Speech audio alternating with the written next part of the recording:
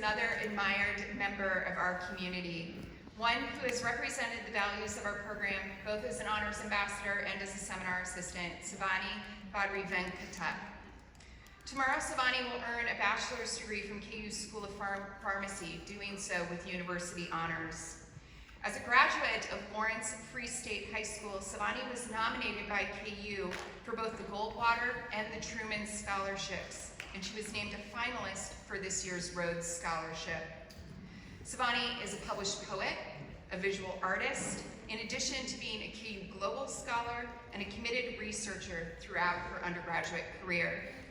Sivani will next pursue advanced degrees in pharmaceutical chemistry here at the University of Kansas. We are so pleased, which she will do as a self-graduate fellow.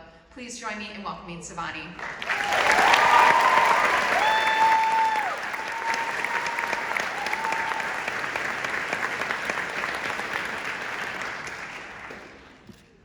That was a very generous introduction. Thank you. It was very generous. I almost started blushing. Greetings, fellow honors scholars, faculty, friends, family, and well-wishers. I'd like to thank the University Honors Program for giving me an opportunity to speak with you all today. It truly is a privilege. Looking back at my undergraduate career, the most pivotal moment came in January 2022. Euphoria Season 2 had just come out.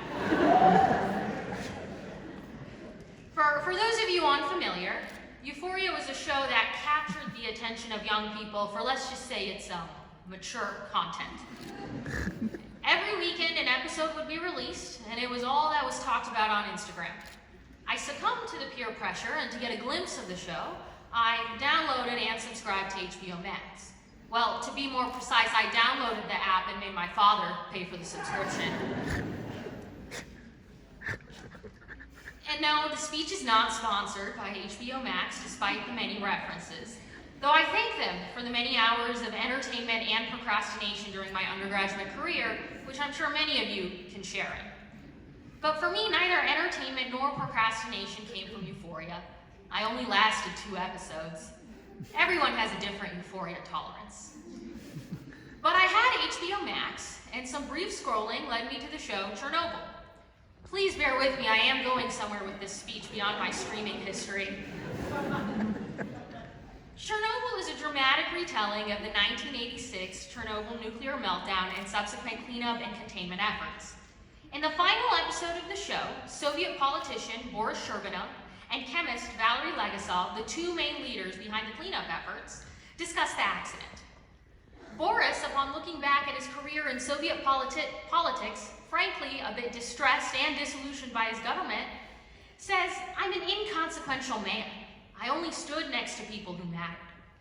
Valery, the scientist, responds that while he might have had the science, it was Boris who made it happen. Boris found men who were willing to contribute money, materials, even their lives. Boris took Valery's scientific solution and turned it into a reality, despite it being unproven and potentially hazardous. And thus Valery tells Boris, "You were the one who mattered most." As a student in the sciences, I was sure before I started watching this show that the hero would be a scientist like Valery. But by the end, I realized there was no single hero. Rather, it took a committed group of individuals from different backgrounds working together to address the immense challenges of Chernobyl. Simply put, I was humbled. In that moment, I couldn't help but feel eager to work with those with different majors during my undergraduate career, and more importantly, afterwards too. If you were to ask me what the most valuable part of the University Honors Program is, here's how I would define it. It's a community of collision. We've created spaces where Valerys and Borises, scientists and policymakers, writers, artists, teachers, and so many more students from different disciplines not only get to sit next to each other, but they get to collide through conversation, through agreements and disagreements, and interdisciplinary work. These collisions give rise to new ideas, fresh plans, and real change.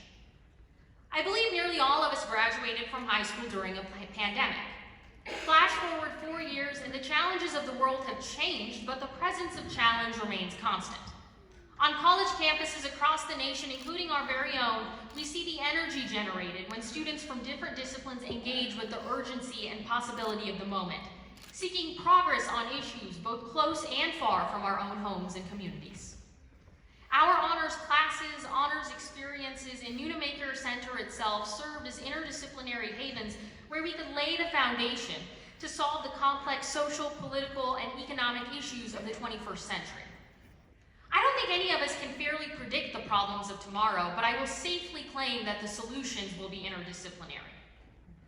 Gone are the days of compartmentalization. The only way for us to address the problems of today is to fling wide open the doors of our specializations and invite those from divergent paths and different disciplines.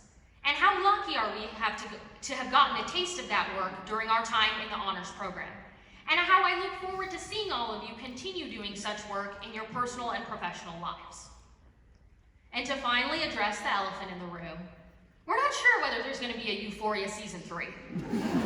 I reached out to Zendaya, she never gets back to me.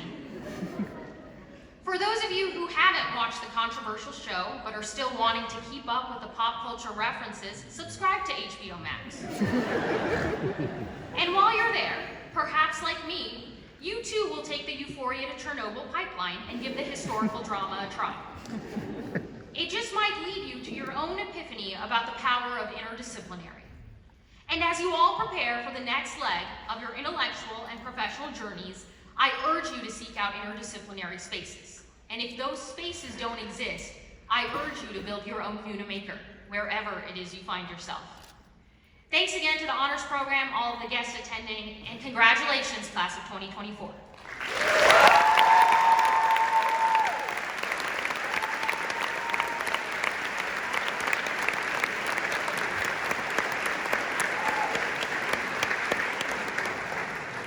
Thank you, Sivani. Indeed, interdisciplinarity is one of our main program values, and I join you in asking our students to carry this aspect of the honors program with them.